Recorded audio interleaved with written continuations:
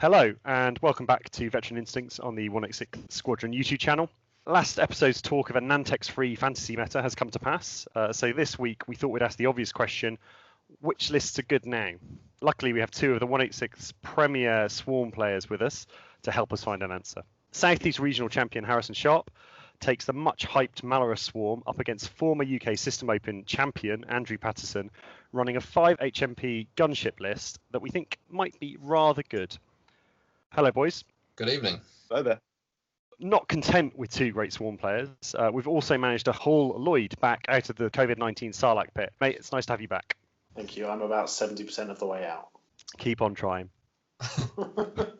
So, we joined the game here just as lists have been placed and we're going into the opening turn, about to start seeing some moves. Maybe we'll start with Andrew.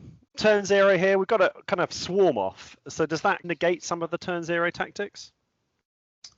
Well, I had initiative in this game because it was 199 and 200, so I chose it because I really wanted to be able to block and didn't want to be blocked. So I basically had to put my ships down in deployment in such a way that it didn't really... It needed to be fairly non-committal, basically. Obviously, I was hoping he'd come and joust me, but I wasn't really thinking he would. So I don't know, I just needed something that could either turn in or go up the flank as needed. And Harry, similar question to you, I suppose. Was there any advantage to be had from placing second, or with the matching initiatives and the kind of swarms on either side, was it kind of much of a muchness? I think that the advantage was definitely in Andrew's favour for being able to move first and block. When you've got the same initiative pilots and you've got a lot of them, getting your actions is always much better than not. So I obviously didn't want to set up right on his side. He'd, missile the hell out of me and also block me for the privilege of it. So I had to, set up on the opposite side. And speaking of missiles, that's probably a natural point to actually kind of talk through what these lists are. Yeah, so after the Z-Class shuttle was released and people could see the points, how they fell, everybody, jumped onto Malarus with 6 Epsilon Squadron cadets. I've been trying to improve my ace play recently, so I decided I'd take Rush instead of 2 of the cadets. Harry is one of the few people who running an ace means bringing a Light 2 ship, but I know what you mean. It was actually has worked out in this list, right? It has, yes. It was originally Von Reg, and I mean, as I said, I'm trying to improve my ace play, but it's not going as well as I'd hoped, in all honesty. And Rush just gives me a little bit more health for that initial joust. I found that once I'd got Von Reg through the scrum, I was able to clean up with him. But in that initial engagement, it was difficult to stop opposing swarms from just targeting him and gunning him down. Yeah, Paul and I have gone through a similar thing in 2.0 of trying to run a bit more AC lists, or maybe the odd ace in a mini swarm or something. And I tended to find initially as well that what you tend to do is keep the ace out of the fight for so long they barely contribute. Exactly. Because you kind of go through stages where, exactly as you said, like you joust in with them with everything else and they get blown up. So then you're like, right, well, keep them back until that first set of shooting is passed. And then all of a sudden they haven't contributed anything for 60 minutes. Yes, exactly. And that's why I've decided to go with Rush on this list, because he gets that initial joust as a member of the swarm. And then afterwards, your opponents have either shot at him and bumped him up to initiative 6, or they've left an undamaged silencer for the end game, which can also be really dangerous. And Andrew, maybe just before we jump in and talk about your list, can we talk a little bit about your setup here? So I'm seeing the sort of top centre debris, which I'm guessing was placed by Harry. No, I put both of those in. I tend to do that against opposing swarms in the case where they have to stick together more than me, because it screws up the whole turn into the middle. I don't really care. And again, with these ships, they don't really care very much about debris at all anyway. The blue turn is just awesome. And so the decision to split your list is kind of influenced then by that rock? It was partly to give myself options, to be honest. The 3 going up, they were pretty much always going to go up the edge there. But with the red and yellow one, I was either going to go up the middle, or, as you'll see, what actually happens now is very good timing, Lloyd. There is actually I turn them both in behind the rest and follow them up. I mean, if there was any chance he'd decided to deploy kind of in the top half, they would have gone straight up the middle. Yeah, absolutely. And talking of lists then, Harrison, I think we skipped over you. Do you want to tell us how Malarus works? Yes, so Malarus is a range 0 to 2 bubble around her, and if a friendly ship rolls a blank, then they have to re-roll it and take a strain token. So yeah, it's kind of the first order Howl Runner almost. Yes, the only way that you can get around that downside is not being able to re-roll that blank result, for example, if you've already re-rolled. Absolutely. And Andrew, do you want to talk us through, I think there's 2 upgrades on your list that are less usual. Do you want to talk us through those? Yeah, there's 2 relatively new ones. DGS is one of the named gunships. He or it, after you perform an attack, if the defender's in your normal firing arc, so the front 90 degrees, you may acquire a lock on it. It's not an action, it's just acquire a lock. You can do it when you're stressed. It's very good. Also, as an added bonus, if the defender happens to be in your bullseye, you can give it a strain token as well. You're still pilot skill 1, initiative 1, whatever, which is actually a huge advantage because you can fly with the rest of them. He's also got Grievous on him, which is a pretty nifty little use of 3 points, actually.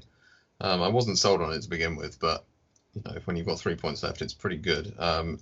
While you defend after you've neutralized results after that step, if there are still 2 or more hit or crit results, you can just spend the charge to cancel one of them.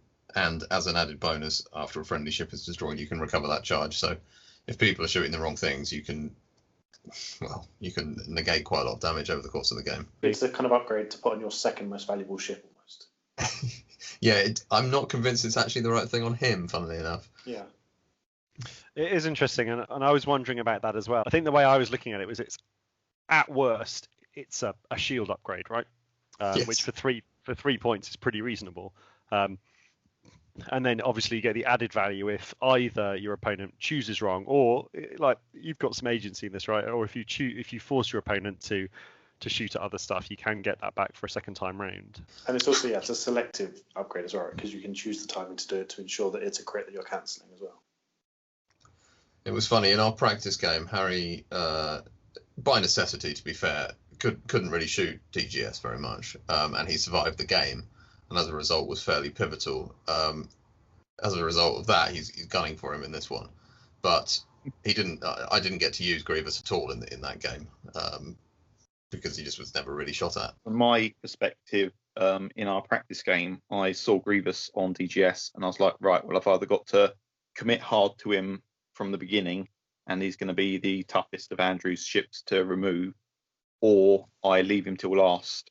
And after seeing the destruction with all of these things that get re-rolls from that lot being chucked on one of your ships, this game I knew that he just had to go first. Yeah, and I think that's the last thing that we haven't spoken about yet, which is these HMP gunships and their ship ability.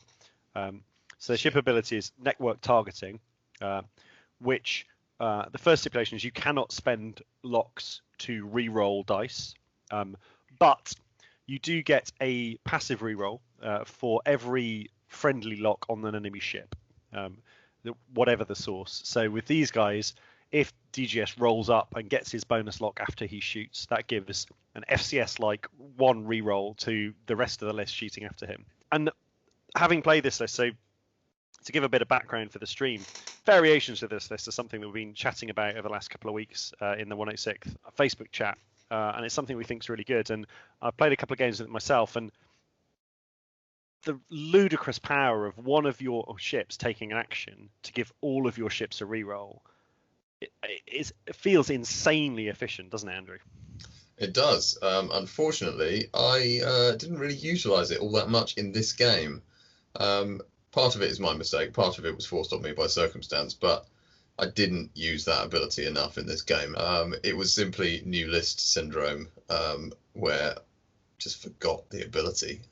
for half the game. I've also run a 5 HMP droid list. I had the joy of chasing down an advanced sensors guru using it. In which case, actually, the chassis ability there came in incredibly useful because you're always having modified shots. And I don't think actually we've said it, but it should be fairly apparent. The gunship has a 180-degree arc.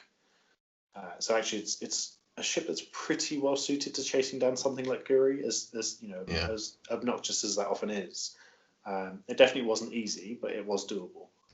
The other problem with that ability is that it's much better against things that don't die very quickly. It's much harder to use easily against lots of squishy things, like in this case, because they die and then you've lost the log.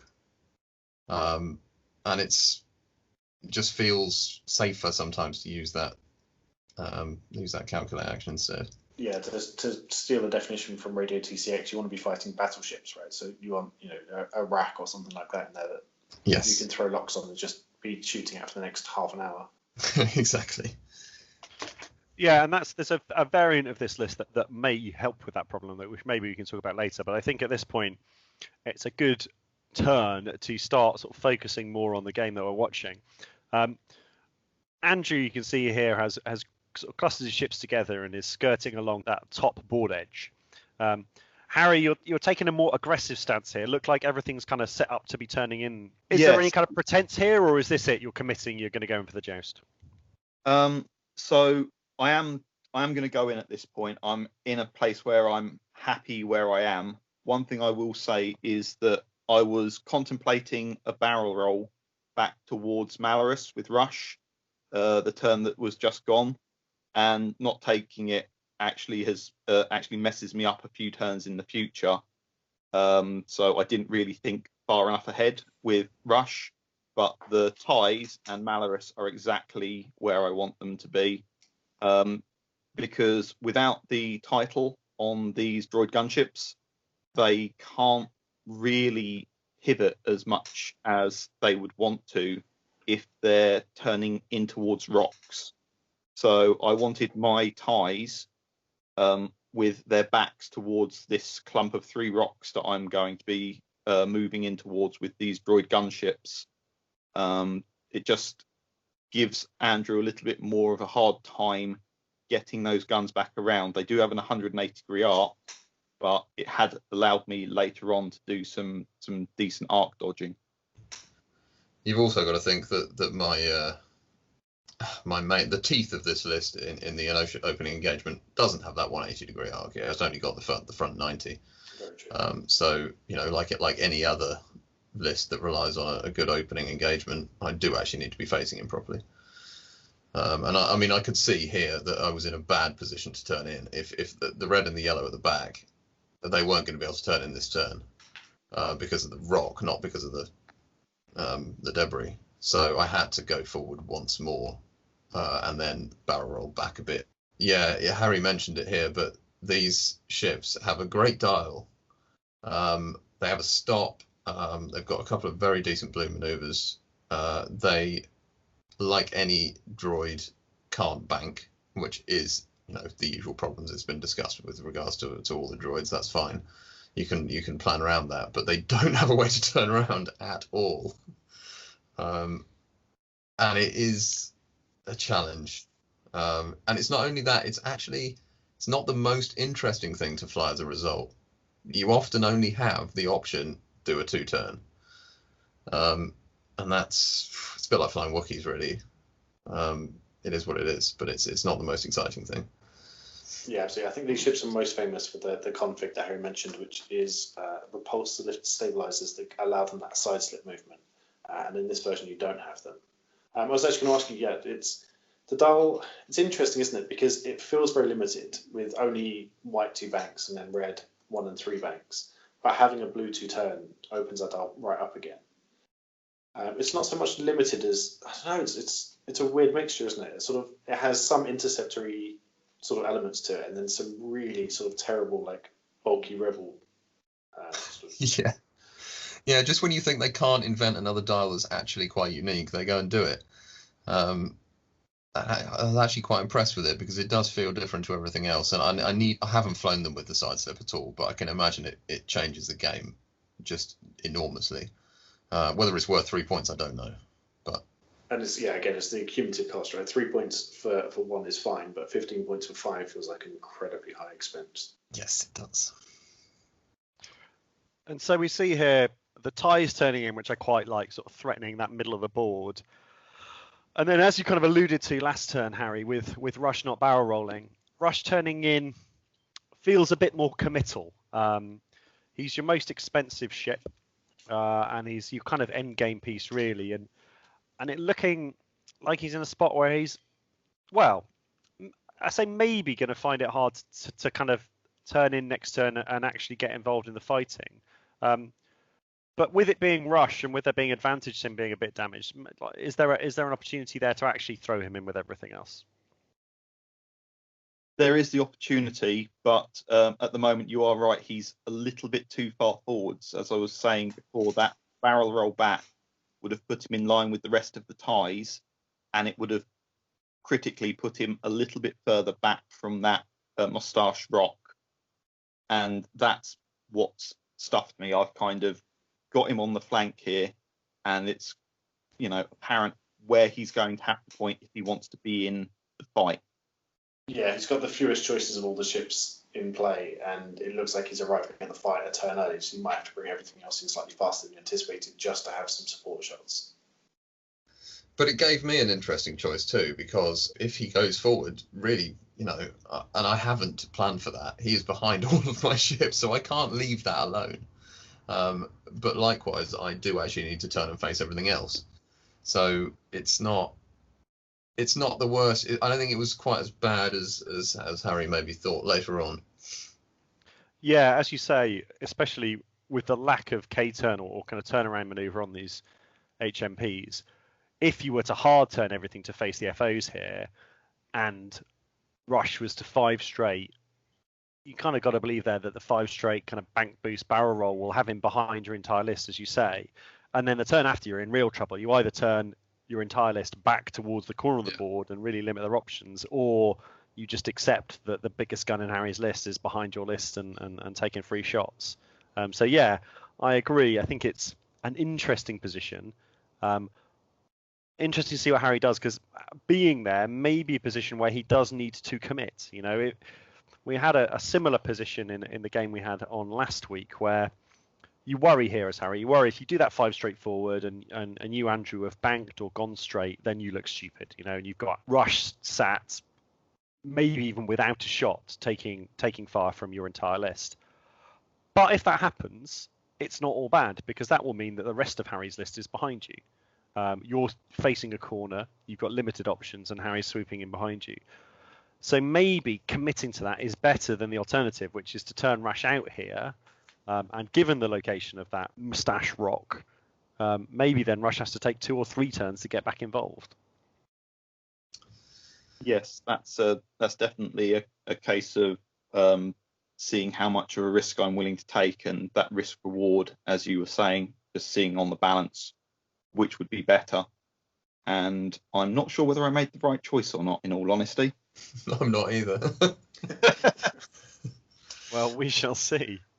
But yeah, it was very difficult. I was obviously the moves for blue, red, and yellow are easy for me. They just turn in. But green and the genuinely the difference, the potential difference between the brown and green banking and turning was quite huge, and it took me quite a long time to decide which one to do. And I went bank. And so what made you do that in the end? You say it was a kind of decision you were thinking about for a long time. So my judgment was, I knew that there was every likelihood that Harry had not gone forward 5. But if he had, it would have won him the game if I hadn't done that bank. I think that is what I was feeling at the time.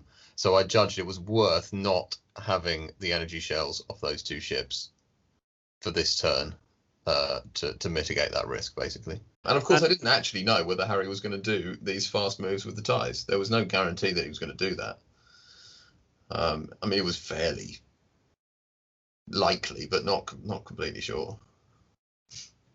And talking about that, Harry, not something I'd thought about sort of prior to this turn, but actually given where everything's ended up, you did have the option to hard turn rush right, barrel roll him away, and meanwhile maybe bank all of your ties to the right, and sort of delay the engagement a turn and make that overcommitment with rush less of an issue. Is that something that kind of enters your head, or are you committed with these ties? So it did run through my head of, trying to slow it down, maybe, as you said, banking in towards the rocks, or just hard one-ing and just keeping them as far back as possible. But my concern was Andrew getting some unanswered shots with those energy shells, and it's a little bit of a misjudgment in the range bands as well, because I'm quite new to Tabletop Simulator. But also I thought to myself, if we're going to engage, it will be more advantageous for me if I can get all of my ties in against a portion of Andrew's list, and having rush being dangled out there as bait. And, my own misjudgment a couple of turns earlier, I thought I could play to my advantage and use it to get my ties in to range 1 or 2, instead of having to take that range 3 engagement, which with the energy shells really doesn't favour me. Yeah, and you've achieved that here, it looks like, at least with the front two. They look like they're kind of comfortably at range 2. You've also managed to get 2 sets of energy shells that aren't going to be involved this turn with green and brown. Rush taking the barrel away there, which I think was very sensible. I mean, his options were, had you stayed where you were limited just to the one hard right, and I think that is too predictable.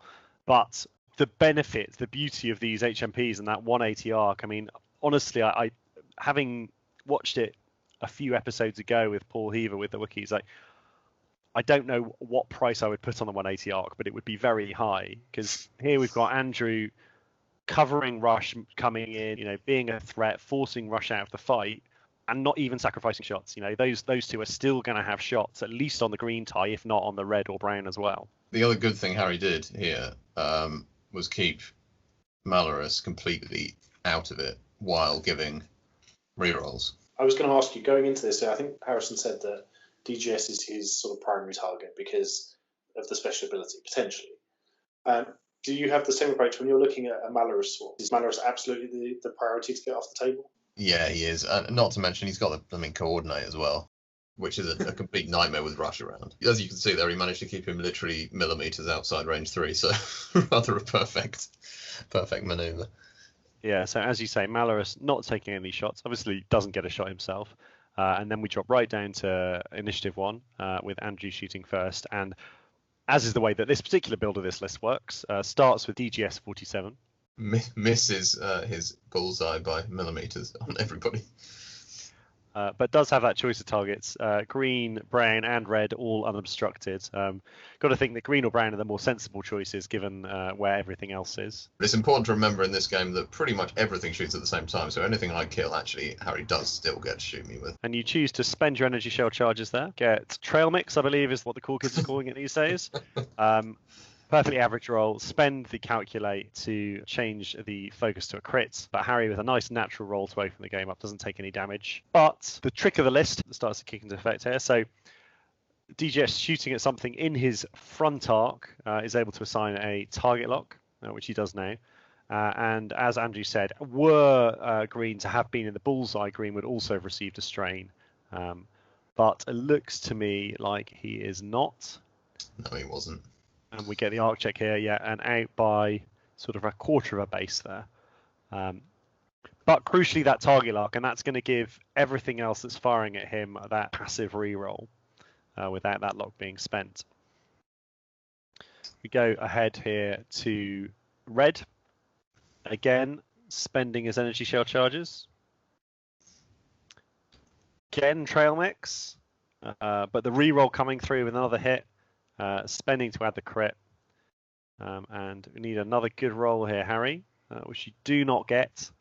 That's hit crit going through, and straight away a crit going into this green TIE fighter. And whilst he is going to live to shoot back, I'm sure, Harri, you would like him to live for another turn still. Every turn he's left on the board, there's another shot you get out of him. But already at half points. Takes a loose stabilizer, not a disaster. Will be difficult if he does survive this turn, but at least doesn't accelerate his death. It also means that as he's got 2 health left, Andrew probably wants to remove him. So I'm not expecting him to live after another salvo from energy shells. I'm quite fortunate at the moment that I've still got my focus. So if the spend will allow me to keep the ship alive, then I can use it. But it doesn't. So that was hit crit with a dice off the board, and again a single evade, bit unlucky. Good dice on that first roll from blue, but then slightly evading you and takes another hit crit. So obviously DGS has to shoot or wants to shoot first. Was there a reason you didn't then take these side arc shots first? Because if you can strip the shield, I mean, as it was, the crit went in anyway from the first energy shell.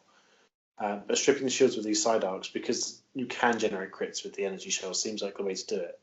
Would you like the honest answer? I feel like I know the honest answer, for sure. The answer is I don't play X-Wing all that much these days, and it didn't occur to me. No, that's fair enough. And it didn't matter anyway because Harri can't roll green dice. Yeah, wow, that's a shot range 3 into the red TIE fighter. 2 hits nicely there. With just a single mod from green and a total blank out from that red TIFO.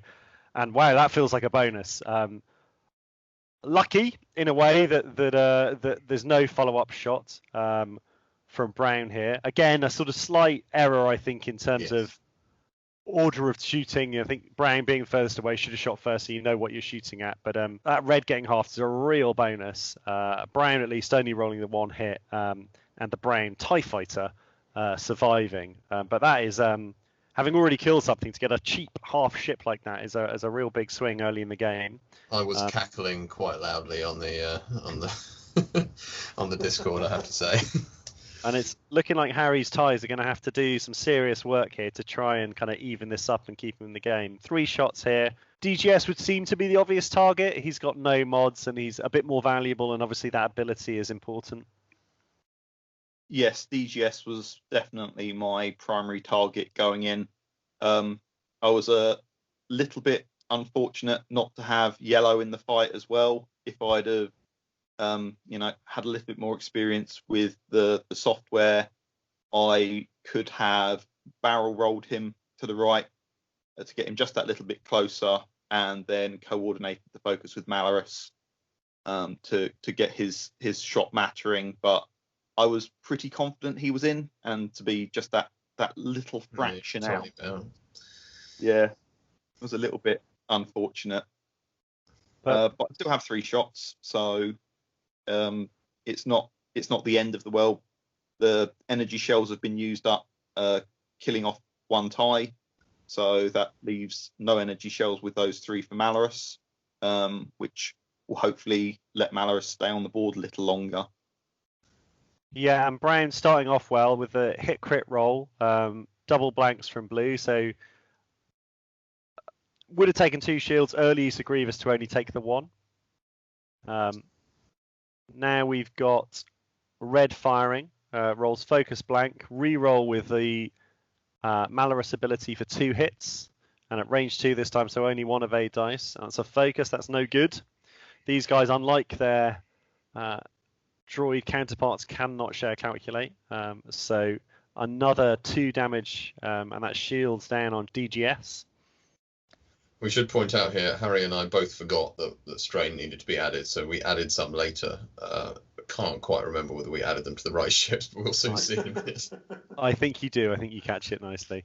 And another hit crit there, again with the reroll, but this time 1 evade, so a single crit being taken. And that is, I believe, another loose stabilizer. I was cursing roundly at this point because I hate that crit. And that, it's not insignificant, that crit, is it? It's a weird crit in that sometimes you get it and it's absolutely irrelevant. You were going to do the straight anyway. It really doesn't matter. Yeah. But I think it is one of the more damaging crits. It's something that I often really rue seeing on my list. And it's kind of made up a little bit for what otherwise was a bad engage and a bad outcome for Harri. What are you thinking about, Lloyd, in terms of the positioning here? So it's interesting. I was looking at ranges as the red and yellow droids were taking their shots. the K turn for the red TFO puts him almost exactly where red and yellow are. And so Andrew now has a choice that he can stop with, I was going to say either of them, but one of them will then block that K turn. And so is I feel like if I'm in Andrew's position, yellow absolutely stops where he is, because it just takes away options from the red TIE fighter. And if the red TIE fighter does turn in, then you're behind it. And you can just stay behind it, I mean, for the foreseeable future and take free shots into it. It's interesting. And green and brown droids, having gone out to cover rush, now have an easy turn in and get those options with shells. So this turn, I think, will be very interesting because we've got two players who both play a lot of swarm ships and both do a lot of blocking. So I'll be intrigued to see the sort of chess match of who's blocking and who's calling those blocks. So my thought process for red and yellow, because of the way that debris cloud is set up, I believe that if a one forward with yellow actually takes him onto the debris cloud, a one forward with red doesn't. So my thinking was I needed to stop with red, not yellow, in order to have maximum options, because that's one of their only blue maneuvers. But you're right, I did see that K-turn and think, I don't want that to happen. Yeah, I think almost inadvertently with green and brown kind of going to cover rush, as you say, they're in a beautiful position now. You know, the hard turns, nice and easy, take the calculate, and there is bound to be something that they can fire their energy shell charges at.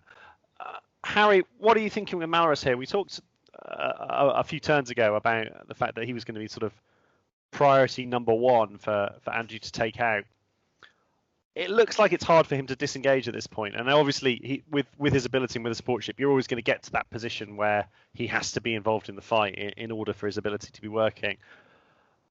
Is there any way to kind of prevent him taking a lot of fire? I think that Malarus is pretty much stuck to this engage, as you were saying. It would have been nice to be able to maneuver him around to try and not take as many shots. But the problem I'll then encounter is that I won't be in my range 0 to 2 bubble. And at this point, I felt that I've just lost the tie.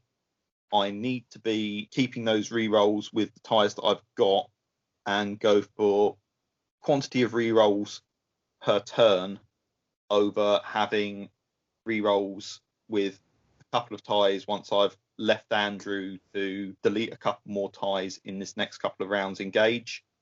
And in the end game, I was thinking Malarus isn't going to be as useful to me as the TIE fighters are. Andrew's taken initiative, so they may be I1, but they've got a ridiculously good dial and a barrel roll. So if things start to get removed from the board, then that will actually start to come into play where I can use their greater maneuverability than the HMPs to my advantage. Yeah, and I suppose sort of lastly on the position, as we see Andrew there going straight, not taking that least stabilizer damage, and in fact flipping the least stabilizer. If I'm being critical, Harri, a little bit of maybe lack of thinking about this turn with the maneuvers last turn, and particularly the repositions from rush. Malarus there, who moved after rush had done his barrel roll away and boost, is now in a position where all of rush's turns in are blocked. Rush, again, cannot become involved in the fight this turn. And actually, from being in a position where if he was able to move last and hard turn, this would be quite a nice place for him to be, he's going to have to take an extra turn, banking, boosting round and coming out. And that is something that is a really difficult skill to learn. And it's something that if you're not thinking about it all the time, I think it's easy to forget. I did it myself in a game this weekend where I plotted a move with my Zai shuttle. It was actually Gideon that was beautiful for the turn that he did it. But as he was the highest initiative ship, it blocked all of the moves the rest of my list needed to do the turn after. And I don't really know what advice to give sort of newer players in terms of how to get better at doing that. But other than to stop and think about not only the position of the ships that have currently moved, but where the rest of the stuff is going, you know, where your opponent might go, and also where your higher initiative ships are going. Because maybe, had you stopped and thought about that, actually it might have been better to leave Rush where he was before the boost, or even before the barrel roll, just so he could be involved on this next turn. Yes, that is a definite fair point. However, Malarus has coordinate, so I was debating whether I do go the long way round with Rush and just leave him out for another turn, take the 2 bank and boost further up the board and come in back around, or, as you said, do the hard 2 and just slam into the back of Malarus, and then when Malarus moves, coordinating back to Rush, throwing him the focus token, and then barrel rolling him back to the Moustache Rock, or boosting him, or just keeping him where he is to get his shot from long range and hopefully not take too many shots back, especially because then Malarus will be untokened and right in front of Andrew's list. And I was quite confident that Andrew's shots were going to be coming in at Malarus. So I think even having that option available to me, I still decided to do the 2 bank, and I still decided to go around the long way. And that was definitely something that was a bad idea for me. Yeah, and it's much easier, sitting here commentating to kind of see those things than it is in the heat of the moment. And I'm really sad that you didn't do the idea you've just described of hard turning Rush into Malarus, because I had not thought about the option of coordinating him the focus boost, and it would have been a beautiful solution to the problem that you'd maybe created for yourself. But criticizing you initially, I think that as a solution is incredibly creative and would have been very strong. Because I've been playing E-Wings and AP5 recently, virtually the only thing is what I kind of assumed that's what was going to be happening to me. And actually, when he didn't do it, I was very pleased because it took Rush out of the fight for another turn. Meanwhile, we see a nice set of blocks here. So red stopping to block that K turn from brown, and yellow getting in the way to bump brown back into a position where he's not really moved much at all, which has caused a sort of knock-on effect of red bumping as well. So Andrew sitting here with a good amount of arcs on ships and having taken a couple of mods away from Harri. We get the first shot this turn that Malarus is firing, is range 1 into DGS. Uses his own reroll to get 3 hits after the focus spent. This is where we remembered to put the strains on, incidentally. Yeah, the strain going on to brown from last turn, so we're up to date with the strain. Malarus also has a strain at this point from his own ability. DGS on 4, not going to die now, but does roll the evade and goes down to 2 hull left. This turn is where I'm attempting to kill Malarus, and it's going interestingly. Yeah, so we see a big natural unmodded roll there from blue. No mods going into it. Rolls to 3 hits. Initially 2 evades from Malarus, but then sadly Harri remembers that he is strained, so re-rolls the single dice that he should have been rolling and gets the blank and takes all 3. So 2 shields and a hit there from the first attack. Then we get DGS's abilities both kicking in, so the target lock goes on, giving everything else a reroll, and another strain goes on to Malarus. First energy shell charge coming in here from brown, only the hit crit, 1 evade from Malarus and takes a crit. And that is a stunned pilot, so maybe taking stress for further actions if he lives. Looking a bit ropey though, a lot of potential incoming shots and already down to 3 health. I think these ice shuttles are quite tanky with their 2 agility, but that's when they have their 2 agility, and we've seen those opening 2 shots, only 1 agility there. Green with the final energy cell charge spend, 2 hits and a crit. Nice 2 evades there from Malarus, taking another crit but staying alive and taking a fuel leak. So 2 health left with a fuel leak. A single crit will kill, and 2 more shots incoming if needed. Would look to make sense to fire yellow here next, because I don't think he has anything else in arc. Actually did just have the yellow TIE fighter, but nevertheless only the 2 dice because we're out of the side arc now and no energy shell charges left. But has that reroll. 2 focuses. Not going to be quite good enough. Spends the calculate for a single hit, and we get the evade there, and just red left to fire. I choose not to shoot a Malarus here because it was a range 3. I didn't think I was going to be able to get the damage through on Malarus at that range. Yeah, and I think that's very sensible. So as you say, Malarus, it would be 2 attack dice with a single reroll from that target lock into 3 evades. No tokens on either side, not a high chance of doing 2 damage, and you have a range 1 TIE fighter, which is not only is tokenless but is also strained. But unfortunately, they're blank out on the range 1 shot, so no harm done. And that strain comes off Brown. He can breathe a sigh of relief and sort of live to fight another day. And we'll see if Harry's able to swing back. Needless to say, I was quite upset that Malarus had not died. Although in retrospect, the chances of him actually completely dying from that were not enormously high. Yeah, he opened up with some bad evade rolls, but then that kind of clutch double evade in the middle there, I think made the difference. So this is Brown unmodded. Well, I say unmodded. This is Brown firing into red. Malarus reroll again for the 2 hits. Going to be doing 1 damage at least. And the defense roll here for a focus, which is no good, no taken. So we see the strain going on there. And that's 2 shields off red. Any damage at this point for Harry is good. Need to get these Bactroid drones down to the point where they are killable. But I feel like this is the key shot of this turn, really. Range 1 into a 2 health DGS 047. 2 hits with the focus spend is 3, and that will do it. Does roll the evade, tries his best, but just dies there. And you needed that, Harry, right? This was looking bad if you hadn't got a ship off the board at this point. Definitely. I mean, Andrew and I were talking about disengage after the game, and we both agreed that Andrew definitely had the better of it this turn. And my dice definitely helped me out here. Rush isn't in the fight. Malarus is alive, and I still do a significant amount of damage and take off that really important piece of DGS for just most of Malarus, which was really helpful. Yeah, and we see the final shot here. Have a choice of targets. Red, who you've just done damage to, unfortunately, is not only just at range 2, but I think just obstructed by that debris. So I think you go ahead and take the range 1 shot into yellow. Normally, we're not a big fan of sort of dividing fire on the channel, but when you're down on points, slightly behind in the game, and you've got a much higher chance of doing significant damage, I think that this is a reasonable point to divide fire.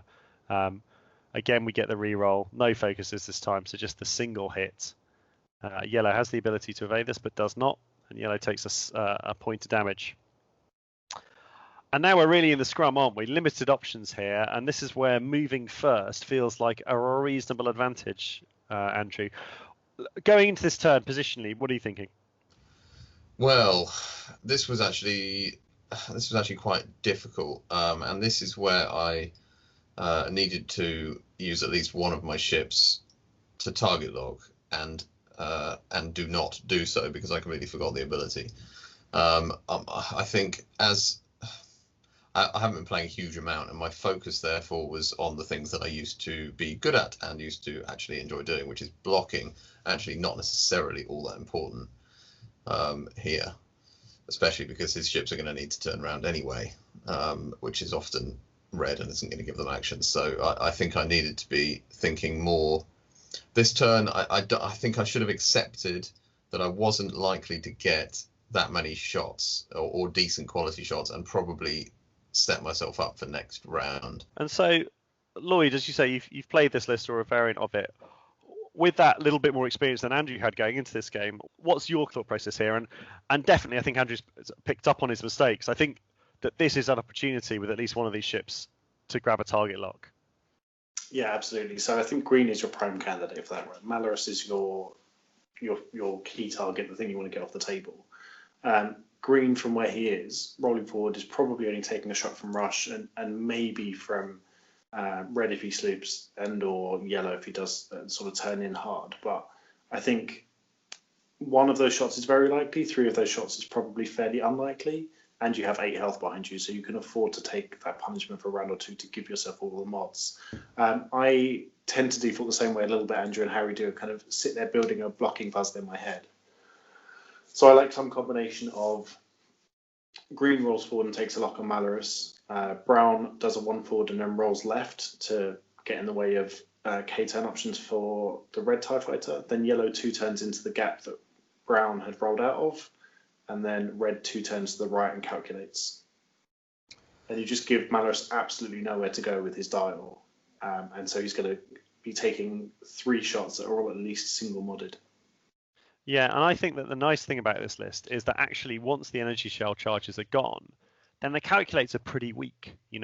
On defense with a single dice, unlikely to really make a significant difference. And even on attack, not that great. Certainly not as good as a reroll for your entire list. So I think on any given turn with this list, there is an opportunity for 1 or more of your ships to be taking locks. And if the answer is more, then that's when you want to start spreading them around. So not only are you getting rerolls against your primary target, you're also going to be getting rerolls against your secondary target or setting them up for later in the game. So I think even last turn, yellow, given the position he's in, was a prime candidate for taking a lock on something. And this turn, I'd be tempted with green and brown, who are both still full health, to be taking locks on different targets. Maybe they're going to end up shooting at the same thing, but with 2 to 3 dice, a single reroll is probably all you need. Yeah, I think the other thing was, flying separatists. My brain was in vulture droid mode still, pretty much. take a calculate all the time sort of thing, and just not really quite thinking about the ship ability properly. And I did exactly what Lloyd said here, and went forward and put that in there. Although he didn't quite fit, and this really was quite upsetting for me. I was convinced he was going to fit in there, and he actually, must have been millimeters. Yeah, he's straight with the board edges, isn't he? So he must have all but completed that move. Brown coming in here. Just to labour the point, because we're kind of showcase the list rather than to have a go at you, Andrew. But Brown here, looking like he really isn't going to be fired at by much. He's prime candidate here to be taking a lock rather than the calculate. Absolutely. But that's the point of practicing, and that's the point of watching games on the internet with new lists, is that you learn these things and you learn these tricks. Red coming in nice, just fitting the move in and getting the calculate, and a really nice sleep here from Harri. And whilst Malarus looks slightly doomed, it does at least look like with red and maybe with brown, although the stress makes it tricky, that he's going to start to get those TIE fighters into a nice position. Yellow, a little bit trickier. Looks like maybe the K-turn doesn't fit. I'm really interested to see from Harri if Malarus turns to the right here, or banks to the right, I should say more accurately, because what I didn't think of until he was moving ships is he has a space here that the HMPs couldn't get into because there were 3 TIE fighters grouped together. And so it gives him a space that he can guarantee that he can then clear out and put his ship into. Now, the 180 arcs from the HMPs do cover it quite effectively, but it does mean that Malarus can dodge at least 1 arc and get a modified shot into red if he wants. So I'd be interested to see if Harri had the same thought. I'm guessing by that TIE fighter's move, probably not. Yeah, that hard turn doesn't clear out that space enough. And it's a nice idea, isn't it? I worry that you didn't necessarily get a shot at Malarus, and maybe you need to get that last shot at Malarus. You do, as it is with where red has ended up, you are going to get the shot at it, but that obviously wasn't guaranteed before the moves were made. It also would have put yellow into a slightly awkward place to free that space up. It was hard to put yellow somewhere where he was getting shots and allowing Malarus to run away in that way. I think the other thing is, I don't want to speak for Harri too much, but if he had turned in that way with Malarus, it would have blocked Rush potentially yet again. Yeah, and Rush we see turning in here, going to get some shots, and definitely needs to be involved at this stage of the game. Has some repositional options, but almost has the freedom here of not really needing to worry too much about incoming shots, given that we know that Malarus is going to absorb at least 1, if not 2, of these incoming shots from the HMPs. Yeah, that was my thought as well. With Malarus, I thought I would just chug forward, get a bump, because 1 less ship shooting at me seemed a little bit better than getting a token. I was also concerned that if I'd done the bank, then I wouldn't have had a shot in with yellow this turn, because I would have had to put yellow in a different position, and 2 turning away was completely, ruled out, because I'm convinced that Malarus is dying this turn. I want to get one more shot, and something at range 1 with a 1 die 3 roll is better, especially when I can throw it into that ship that I've stung a shield off of the turn before. Yeah, absolutely. And don't forget, you don't remove Malarus until after all Harry's ships have shot, because of the initiative issue. Yeah, so you're not going to use that ability. So we see that here, Malarus with the range 1 shot into yellow. Ooh, not spectacular. Gets his reroll. And 1 hit. Malarus really not contributing so far in terms of offensive output, but maybe that's not his job, to be fair. Do at least get the blank roll there from yellow, so another shield gets chipped into yellow, edging ever closer to that kind of magic 4 damage to get the half points. And Harry, just before Rush's roll happens, what are your thoughts here on spending versus not spending the focus on Rush? So, my thoughts are that if I'm going to be strained, that it may not be a great idea to spend the focus with Rush. I've got to make the reroll. I get the strain, and I think that it's not a good idea at this point to spend the focus on Rush, because 1 extra hit into an HMP is nothing in the grand scheme, but an extra hit into Rush is worth a lot more.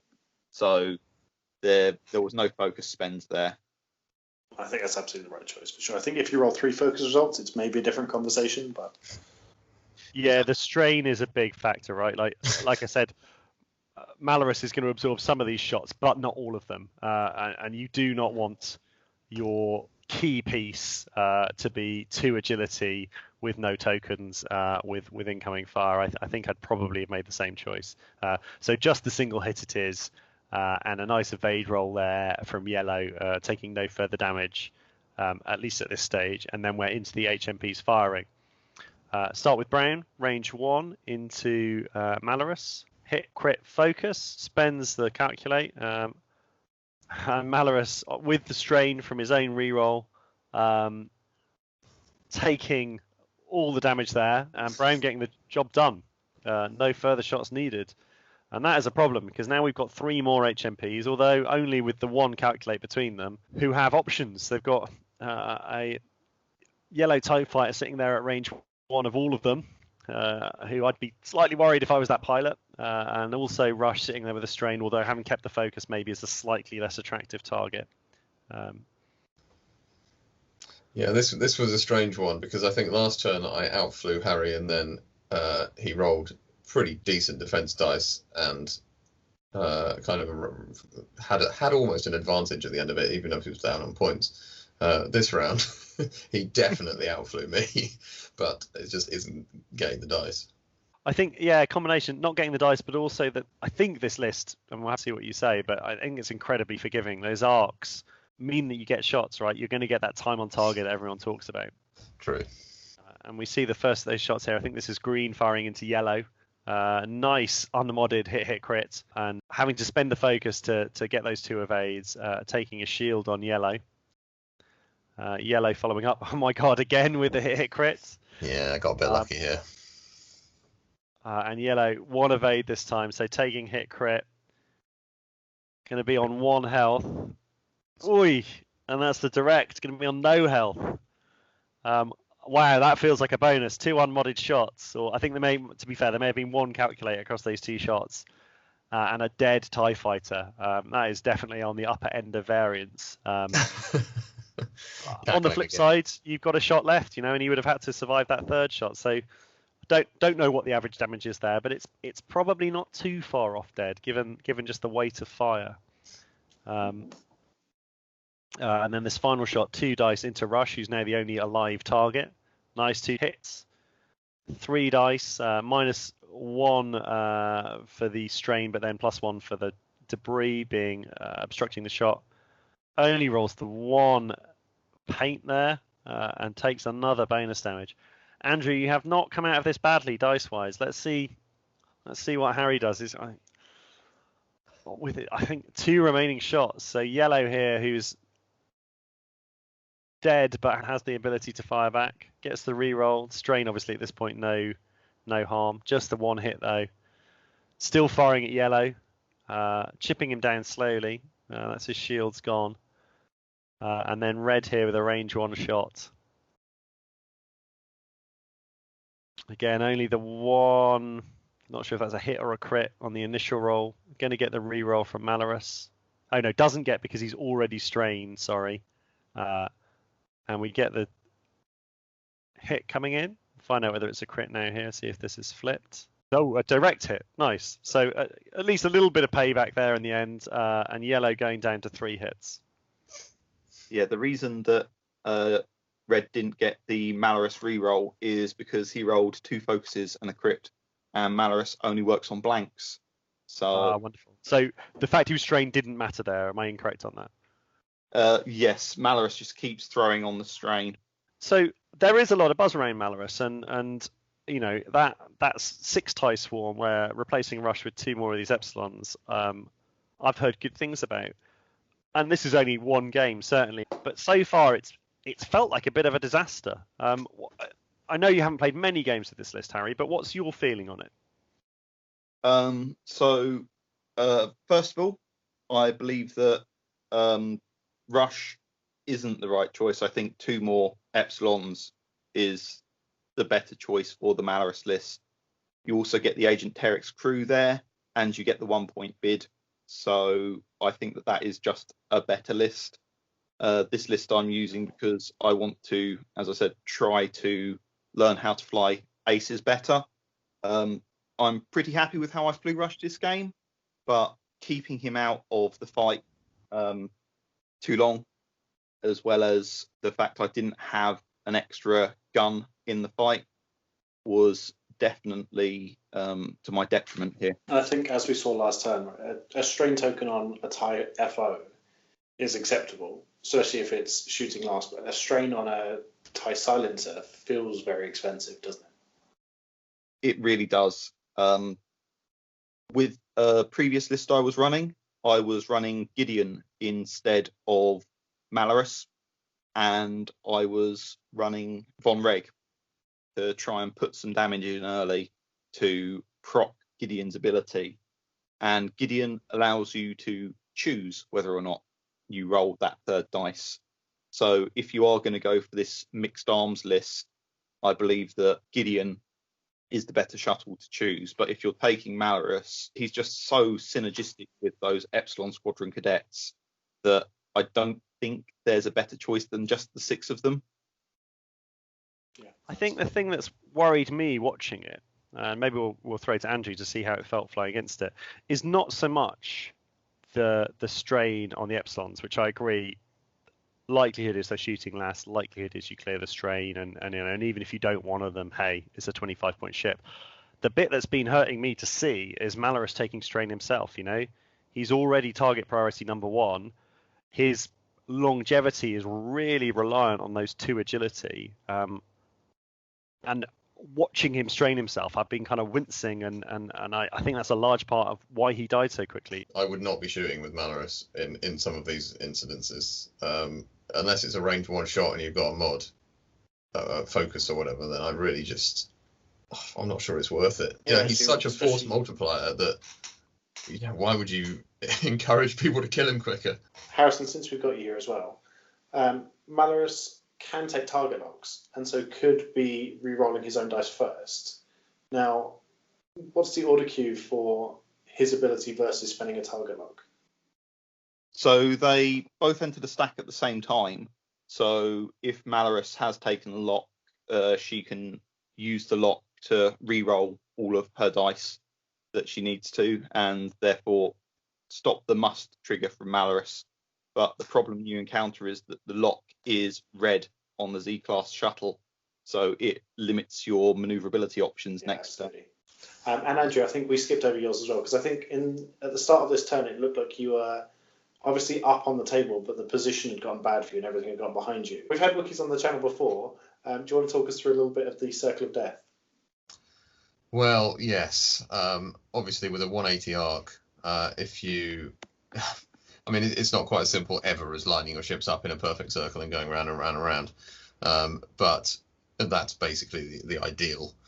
And I'm sort of, I mean, I'm sort of setting up half of one of those here, but yellow, instead of doing that, and the mistake I made in this turn, it was trying to block a 2 turn from the brown TIE fighter, which obviously never came. He just did a 1 instead and just shot me. So instead of that, I should have just taken the damaged yellow and carried on shooting. And instead I've ended up with no shot. I tried to be too clever. Yeah, that you've almost got the circle of death going. Yellow sort of, red hasn't really been following instructions from early on in the game, and yellow just kind of missing it this turn. But basically, the kind of, for newer viewers, and you can go back and watch that Wookiee game, which is definitely relevant to this list as well. But if you have your ships in a line, all kind of 45 degrees off from each other, then you end up covering a hell of a lot of the board, not only with the one arc, but often with multiple, and it becomes very difficult for enemy ships to arc dodge, and in particular, enemy aces are really going to hate that. So having done that, we roll in here. Rush, deciding that now is the time to be brave, has stayed still, taken the focus. It was a very good move, Rush, incidentally. A very good move with Rush on that turn. Yeah, but not really paying off. No. Just rolling the 1 hit, deciding again to keep the focus on defense. And Brown, to add insult to injury, rolls the evade and takes no damage. Doesn't even have to spend the calculate. Back into back to a drones firing here. Watching this back, Harri had very bad attack dice at key moments in this game. Yeah, absolutely, and it always worth sort of taking that into account, understanding its impact, but not sort of using it as the sort of sole reason for the win or loss. So Brown here on the contrary, getting good dice, rolls the 3 hits. Harri, important decision there, I think, to keep the focus. Rush taking 1 damage and staying above half. Actually, not too many more tack shots here from you, Andrew. As Lloyd said, Harry's got himself into a decent position. Maybe slightly too late, maybe a little bit too far behind, but we'll see. This is going to be, I think, your last shot. Everything looks like it's a range 2. And unmodded, no hit results there. I'm not convinced that red actually rolled any hits in the whole game. He certainly hasn't been doing a lot. He's kind of been in an annoying position, but not really doing a lot. And we're into Harry's shots here with the 2 remaining FOs. So nice range 1 shot into Brown.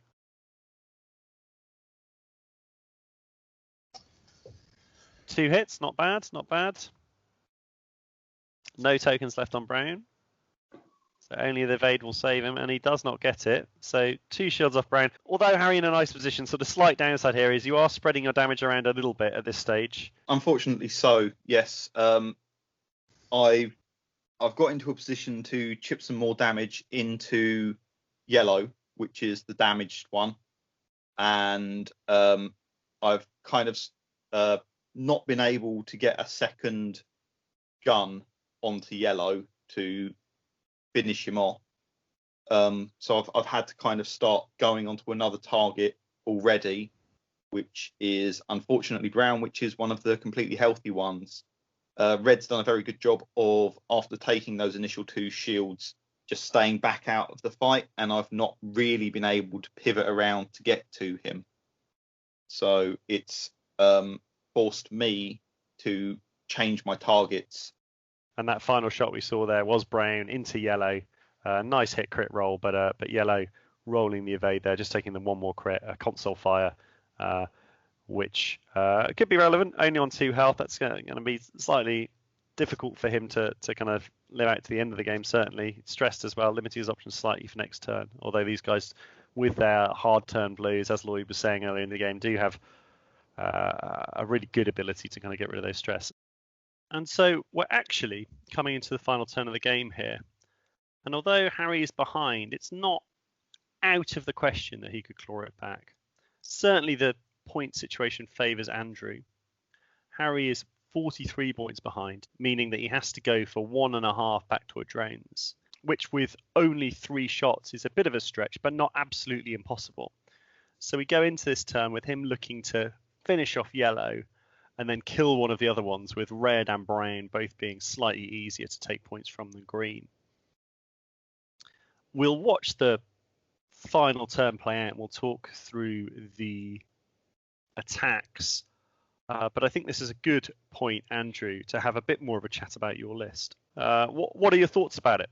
No, I think it's really, it's obviously very, very good. It's efficient, and very, very forgiving. I mean, I made quite a lot of general errors in this game, and still, I got shots all the time. They're pretty tanky. I mean, 8 health each is good enough, but when 3 of them are shields, that's pretty exceptional. And Harri is spreading his damage around, but that isn't accidental. I've been aiming for that. And actually, because of the arc and because of the decent dart, you can force your opponent to spread their fire while still getting shots. And it's like the Wookiees, really. It's very, very comparable. It's a forgiving, solid list, basically. And Lloyd, I'll throw that to you as well. So I agree. I think this precise build is the one I've been running. But there are alternatives, and we'll go to Lloyd to talk to them at the moment. But on that point about the Wookiees, for me, this is better, I think. On those opening engagements where you need the weight of fire, they hit as hard as the Wookiees. In fact, harder, because there are 5 of them, not 4 of them. And I think that for me is the key difference. Having that 5th ship, which also has the 180 arc, which also has the ability to throw 3 dice in the opening, just puts it over the top of the Wookiee list where your 5th ship is going to be AP5 or Sabine. Lloyd, I think the 2 things that we've seen from other people running the list is a lot of people appear to be running the stabilizers, and you yourself are running the DRK1 probe droids. Talk to me a bit about the stabilizers and if you think they're worth it, and then tell me why probe droids are better than my list. Well, I think my answer for stabilizers is I've not used them, which probably tells you how good a value I think they are. We spoke about them a little bit at the start, where 3 points for one is pretty decent value, but if you're looking at 4 or 5 of these ships on the list, it suddenly becomes a lot of money you spend. Like, you could have a proton torp, or you could have stabilizers on 4 of these ships, and perhaps not in this list, but a proton torp feels like much better value. The ships, as we've seen from Andrew, don't necessarily need a lot of help in terms of time on target, in terms of getting to where they need to get shots. They have a good amount of flexibility already. So I think the repulsor stabilizers are interesting, certainly, but I don't know that the brute efficiency of the ship and of the list needs anything else added to it, certainly. In terms of the probe droids, so what we have seen here is Andrew, as I said already, getting time on target, getting shots all the time. But what we haven't seen is a lot of rerolls. And so what we're seeing here is a list that is doing a good job, but could be doing it more efficiently. And so if you had 5 target locks scattered across this list, if you put 2 or 3 locks on Malarus and 2 locks on Rush, and then 1 lock maybe on the closest TIE FO, now you have modification against every single ship that comes near you and every target ship that you want to shoot at. And so that's why I feel like the probe droids just push this list over the top and make it that bit better. And what we have here is already a good version of it, for sure.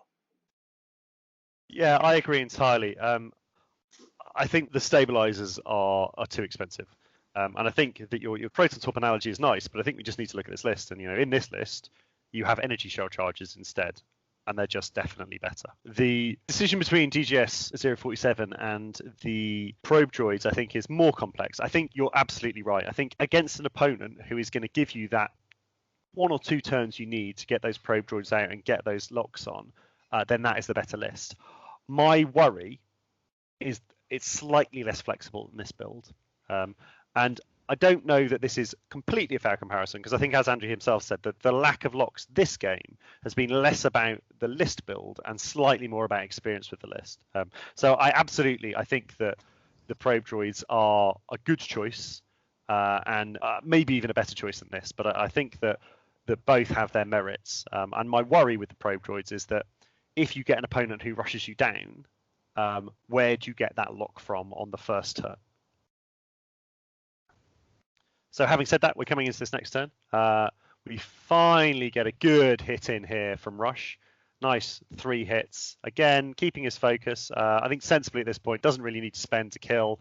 In fact, was guaranteed the kill without spending, and certainly wants that to try and not take any damage. And we get another Bactoid off the board, and crucially at I2, so he does not get to shoot back.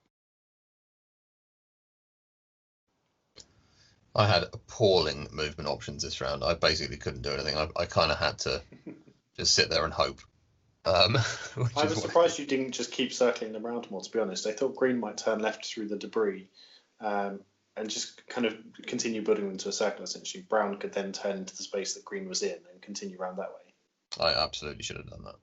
But it's interesting, isn't it, with these kind of lists? Like, it feels like you're still in the ascendancy. Actually, the points are relatively close, and by the end of this round, could well be back in Harrison's favour. Exactly. Yes. It felt a lot more fragile to play than it looks in the replay. Yeah, and talking about could be ahead, we've had that TS kill on yellow there. The brown Bactoid drone has just killed the red Epsilon squadron. So Andrew's sitting here currently 36 points ahead. No further damage from the final Bactoid drone with a shot. And now we're in a situation where Brown is at 6 points. Half of Brown is not enough, but all of Brown is. So he's going to have to take 6 dice, 3 of which have a focus, and not take 6 damage. Feel like crits might be crucial here. So this is the first shot coming in. Bit of a long shot from Harri to win from this position, but certainly still in it and not impossible. Crit, not a bad start. Could have done with the 3rd hit there. Ooh, and that hurts. That evade is making it look very difficult. That crit there falling onto shields, so no bonus damage there, no fuel leak, no direct hits. And now 5 hits from 3 dice is not going to do anything, and especially with a roll like that. 1 further hit. Evade will keep you above half. Doesn't. Takes the Brown Bactoid to half, but that is a win for Andrew, 118 to 102 points. And a good close game. And sorry, Lloyd, to kind of interrupt you. Didn't want to talk through those final shots of the game and miss them. But as you were saying, remained close. Yeah, I mean, I think what we've put here is we put 2 good players that know what they're doing, albeit not having a lot of experience with these particular lists, with 2 lists that are both felt to be pretty good from the new ships that have come out. And I think, what we've ended up with is a fairly close and interesting game. There's certainly, hopefully, a lot to take away from this. Yeah, and on that, I think we've kind of covered a lot about the lists during the game. So this may be a relatively short kind of end game chat. But Andrew, starting with you, you've not been playing as much X-Wing recently. Maybe are less aware of the kind of meta and how it's changed. But you have played the Wookiees before. The current meta Wookiee list is 4 of the Wookiees. Lloyd, are they I1 or I2? They are I1. Then with a support ship, either AP5, which I know you are familiar with, Andrew, or Sabine with Intimidation, who's kind of I think I've certainly described off the channel as a kind of a fidget spinner, right? Something to do interesting stuff with whilst your Wookiees roll around. It's head sim, certainly, but between the 2, if you were going to a tournament in the next couple of weeks, you've got a strong kind of choice between the 2, or would you take something different entirely? No, I really... it took me a long time to get around to flying Wookiees in the first edition, and actually when I did, I absolutely loved it. Tactical options were, and still are, somewhat limited with it, but there's a bit more to it than people might, like to pretend. The approach is everything, and actually, with your limited options, you do have to very, very carefully pick the right ones. Because you can't turn around, and, you have to think 3 turns ahead all the time. And actually, I think they are so comparable, these lists. I think personally, I like the consistency. Wookiees still have 3 dice, I believe. So, I mean, I would definitely prefer those, I think. And I just absolutely love AP5 and his ability to coordinate even while stressed. I mean, that would be my choice, probably. Cool. And Harri, obviously didn't get the win, but it was close. You mentioned during the game that were you to run it competitively rather than trying to kind of practice those ace skills, that you'd have the 6 TIE FOs. The Malarus Swarm with the 6 FOs, is that good? Is that something you take to a tournament? Do you think that's kind of top level? Most definitely. I think that with the recent Nantex hit, that it's put a lot of those lower initiative swarm lists back into the meta. And I think that the weight of bodies of 6 TIE-FOs and the support ship as well is not something to be taken lightly. The FOs themselves are, as you said before, just better TIE fighters. They've got a better dial, they've got more hits, so they can't reliably be one shot like a TIE fighter could, which keeps them around just long enough for them to do the damage that they need to do. And both of you are fans, as you said, of kind of playing a blocking game, so the I1 ships help in that regard. Are either of you concerned taking these lists to a tournament where we have a kind of a current meta that's quite beefy and kind of I2 to I4? Oh man, I've never been bothered about initiative.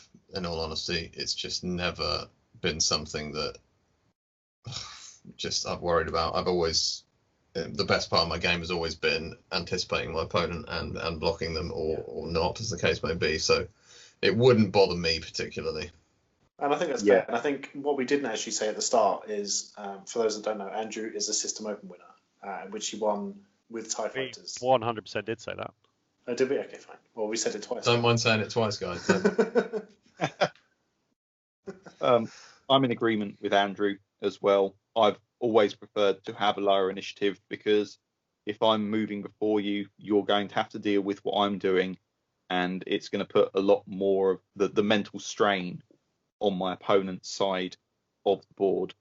I've just got to worry about bumping my own ships, whereas my opponent has to worry where these hyper-maneuverable TIE fighters may end up. Yeah, and I think to add to that, both lists have enough either health and or bodies that although those beefy lists aren't going to burn down particularly quickly, they're not really going to get rid of an awful lot of firepower on that first turn. So it's going to be, in a straight joust, a pretty even trade. And if you can fly a bit better and get a bit better than a straight joust, definitely in the favour of the Swarm. Lloyd, having played at least one of these lists a bit and seen them both on the table, what are your thoughts on them? So I think they're both interesting. I think I agree with both players' assessments that in Harry's playstyle and probably in mine as well, Rush is less value than 2 more FOs. And I think the Malarus FO Swarm is interesting. Terex Crew certainly seems to be where everyone is early on at least deciding is the best value for the rest of those points. I would be tempted, I think probably Terex is the right answer, but I'd definitely be tempted to try out a targeting computer on the Z Shuttle to try and give it the chances to turn off its own ability on itself, if that makes sense. So you can still reroll your dice first before the ability triggers, so that you're not straining your kind of centerpiece ship. And the Droid list is really interesting. It certainly is looking like one of those lists that has a huge amount of efficiency and some real potential. Both lists also have downsides, which makes them interesting. They're not all powerful. Yeah, I agree. And I actually think one of the most interesting things to come out of this episode is that idea of mitigating Malarus's ability to trigger himself and give himself that strain. Either, I think Andrew's point of sometimes you don't shoot is entirely correct, and that's sort of a little bit counterintuitive with any ship, but I think that's definitely something to be considering if you've got a poor quality shot with Malarus. But equally, taking the lock either on a turn where that stress isn't going to cost you, or indeed having taken your targeting computer to make it white is a very neat way around that, because again, only one game, but having watched this game, Malarus being strained feels bad. And then, yeah, from my own point of view, I think that the 5 HMP list is incredibly strong. And I think if you have got a tournament coming up and you haven't had a lot of time to practice and you want something that's relatively easy to put on the table, a bit forgiving, and is going to cause, I would say, most lists in the game a significant issue, I think it's the one to go for. I would not be surprised if people pick it up if it starts to get some good results. And I think that's a nice place to end it. So before we say goodbye, I think Lloyd and I would like to take a moment to say some much overdue thank yous to a few of our friends. It's not much of an achievement. We're still very small fish in the X-Wing pond. But today was the 20th episode of Veteran Instincts. And unsurprisingly, we haven't got this far on our own. We'd like to start by saying a massive thank you to all the players we've had on and everyone who's joined us to talk through their games. Special thanks to Nick Harris, who provided us with a load of advice and support, to Louis Long for recording these TTS games you've been watching recently, and to Chris Bengston for producing all the graphics you see on the channel. Huge thanks to Alex Burt, Ben Barber, and Cormac Higgins, who've all repeatedly stepped in as co-commentators, often at the last minute. The phrase we usually use is upgrades. Yeah, yes. And lastly, and most importantly, massive thank you to everyone for watching. We really appreciate it. And join us again in 2 weeks when, if all goes to plan, we'll be taking a look at the new resistance options and maybe even seeing if the TIE Heavy has a place in the meta. Bye-bye. Anyone else want to say goodbye? Not just you. I mean, yeah, bye.